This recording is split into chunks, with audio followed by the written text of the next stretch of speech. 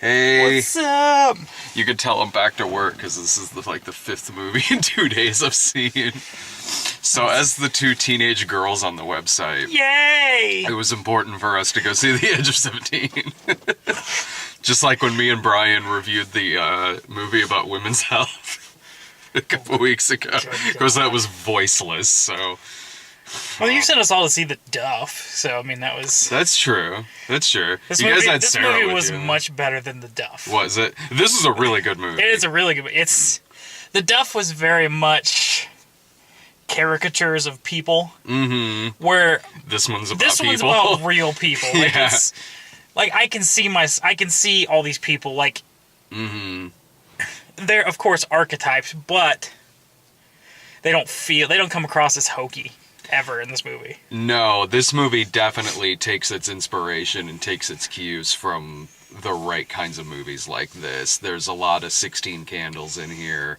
There's a lot of like Fast Times at Ridgemont High inspiration where I mean not to say that like teen movies that use a lot of caricatures or a lot of silliness and zany wacky things like that aren't like bad. Not to say that at all. Like some of my favorite 80s movies are shenanigans movies like Screwballs and things like that. Yeah. But it's nice to have something like this that is a lot more. It's got heart. Yeah, That's exactly. what it is. It's definitely funny, but it also has those really just, real moments that people would go through. Not just, oh, here's something and it's gonna be all right in the end. It's it's. Oh, when it gets to the third act of this movie, like it gets legitimately kind of intense in one scene. Yeah. I was like, this could go a couple places. Yeah. I was wondering about that. That was just. Like, I am legitimately really nervous in this scene. This is about to turn into a really hard movie. Well, then also, like, break the tension with that stupid. The fucking reclining seat that just takes forever. Yeah. So it knows when to kind of break that tension a little bit. It's still serious, but it's like, all right, we're gonna dial it down a little bit because this can go in one of you're right, go in a few different places. So we're gonna dial it back and let you know that it's probably not gonna head that direction. Yeah. Hey, baby, you want to go to the point? Yeah, right. It's Fast Times. No, this between the last couple of teen movies I've seen, between this and middle school, the worst years of my life. No. that does not even count. That wasn't even good as a silly, wacky teen movie. Like this is leaps and bounds above that. It's a genuinely funny movie. Like if you want to know what the idea of the movie is, she's an awkward teenager, and it sucks being an awkward teenager, especially when legitimately awkward things are happening, regardless of how you are in your social life and everything. It's gonna be awkward if your best friend is dating your brother. who's also perfect, good grades, built, attractive guy that, attracts the females, and she's the awkward, just kind of ugly ducking sixter that got all the recessive traits. So yeah, they compare her and her brother to the movie Twins at one point, where he's Arnold and she is Danny DeVito. Yeah, so you gotta appreciate, regardless of it being an insult, you gotta appreciate a good Twins reference. Right.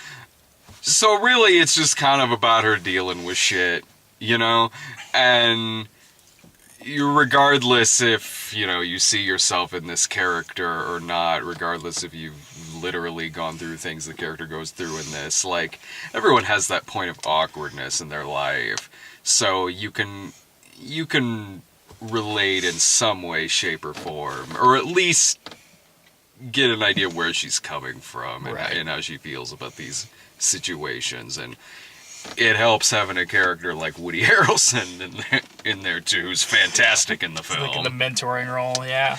The mentoring role as the teacher, who it never actually shows him smoking pot, But his eyes are bloodshot through about half of this movie. It's either that or the alcohol. One of the two things. He's just got to the point of his career. He's like, I'm just gonna phone it in, and she won't let him. I don't think. You mean the character? No, the character. No. Woody is great in this movie, but as the teacher, he's phoning it in. Like, the teacher himself, not Woody. No, Woody's great at it. He's fantastic in this film.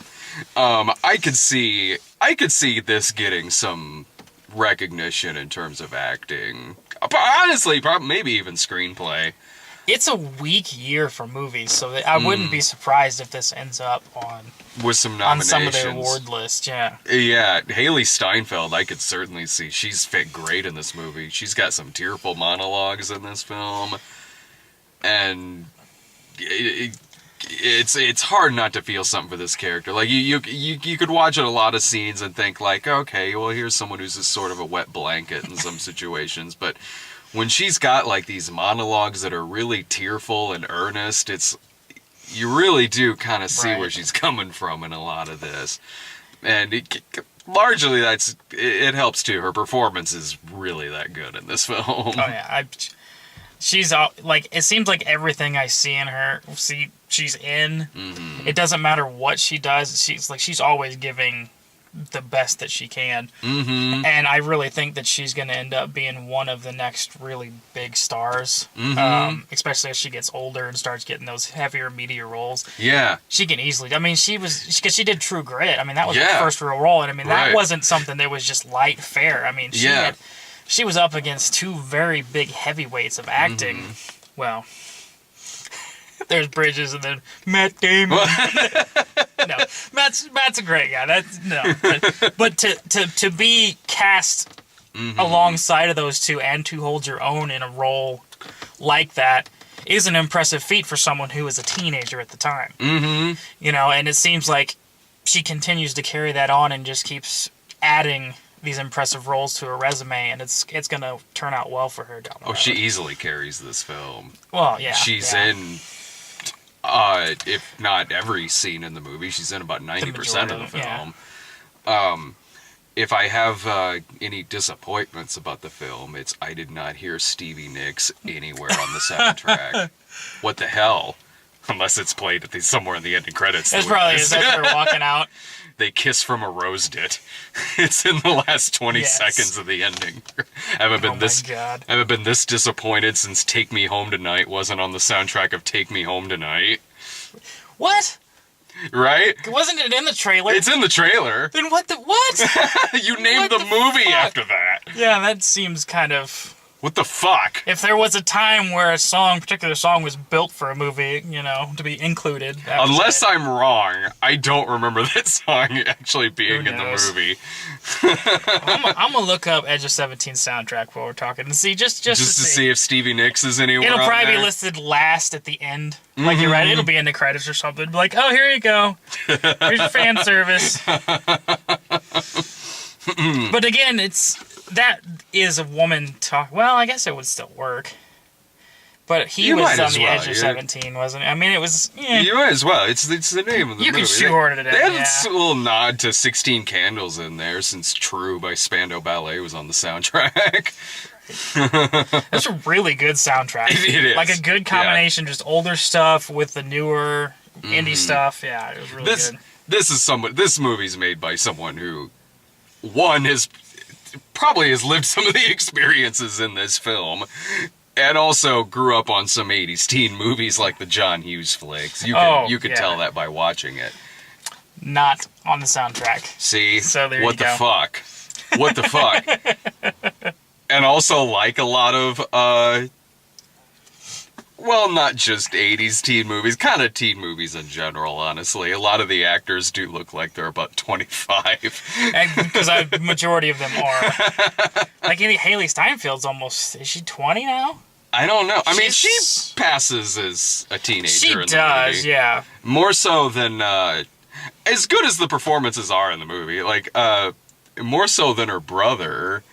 Oh, yeah, her brother looks like he's close to, like, in his late 20s, maybe even 30. Honestly, so does the best friend. Like, there's a part near the end where the brother and the best friend, the girl, are at this like kind of group gathering that they have to leave to go look for Haley Steinfeld, and they both look like they're about 30 at this part. Like, have they aged like 10 years, like, as the events of this night has gone on? It looks like they're like the parents away at a dinner party.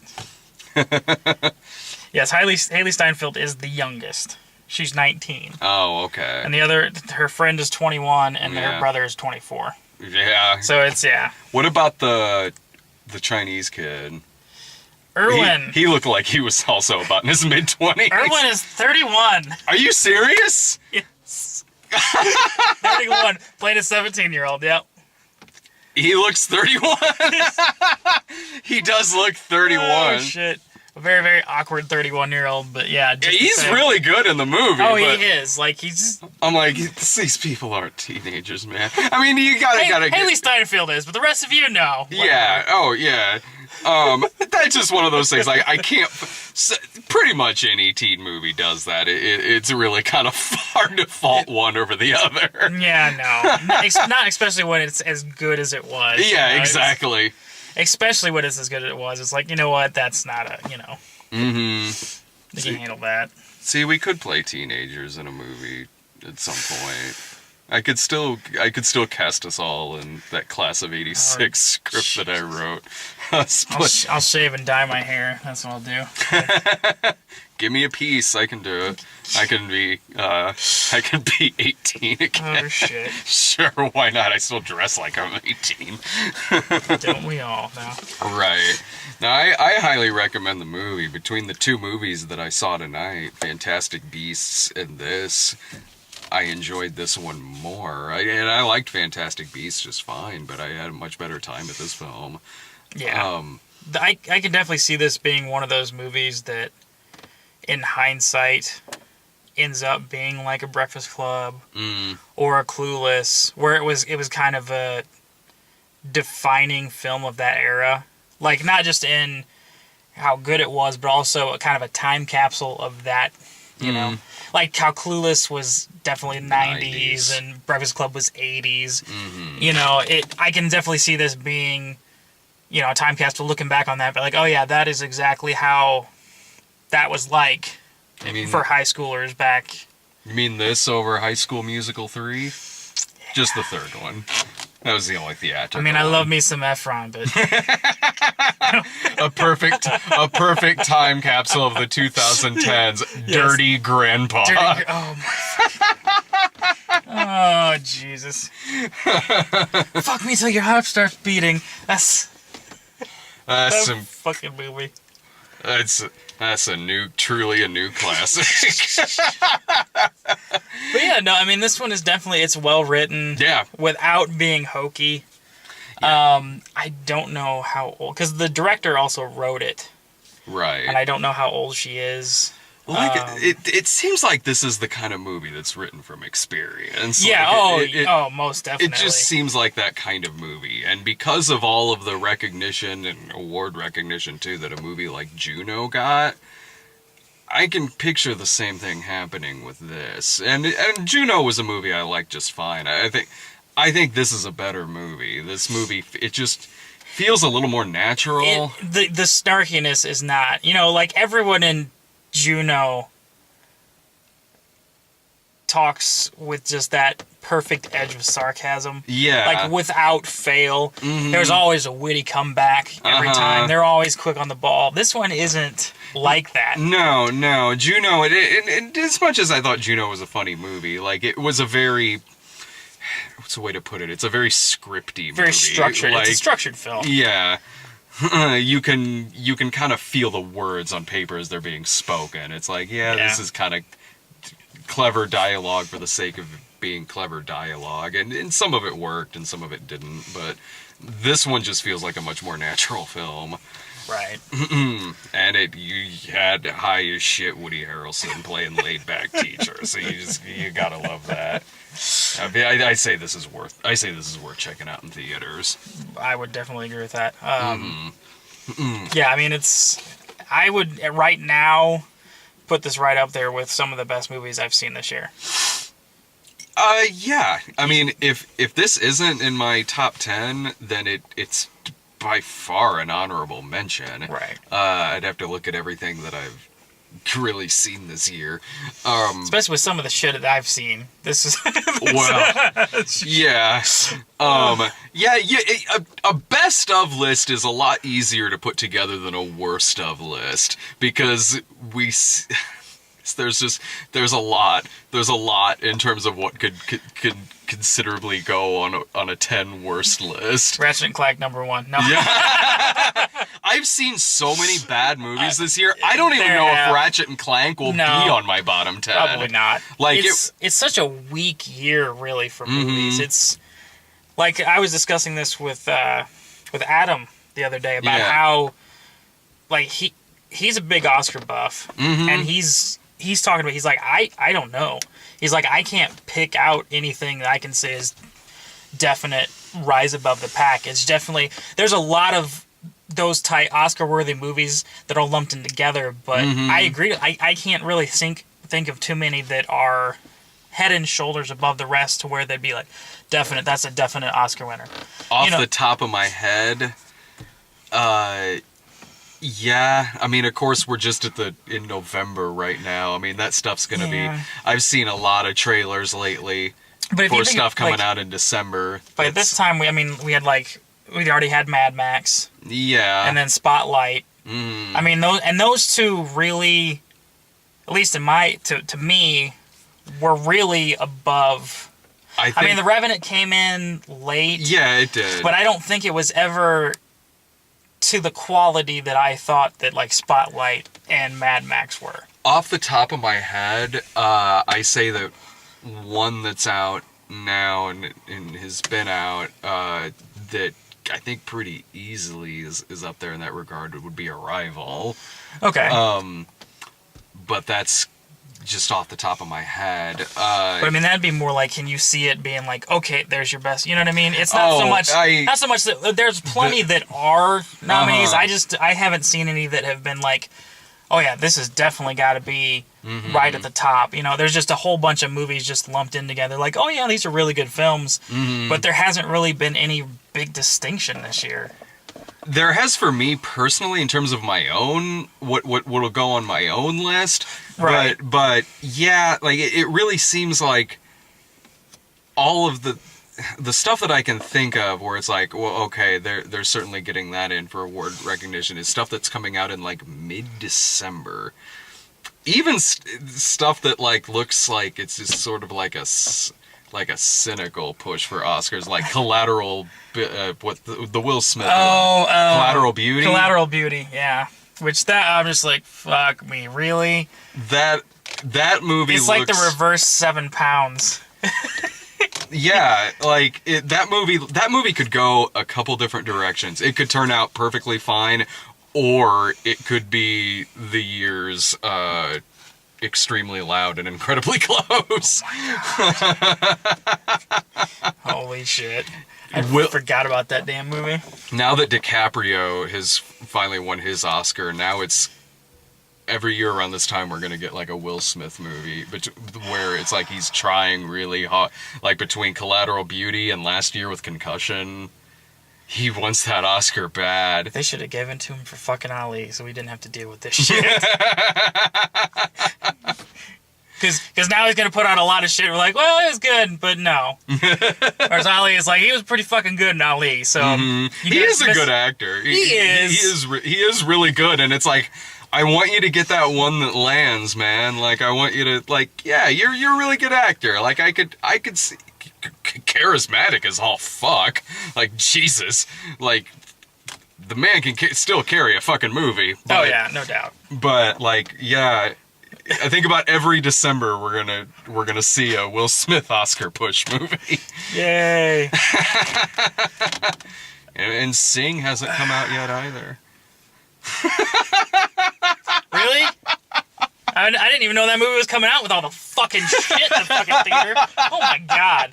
I saw that fucking picture, I'm just like, it can't be that bad. Oh, Yeah, it's that fucking bad. It's worse than it looks in the picture. It is. Like I didn't get it from the other on my Twitter and Jesus. over on Tumblr. You can see the pictures that I took of just all the Sing shit that's in that's in there.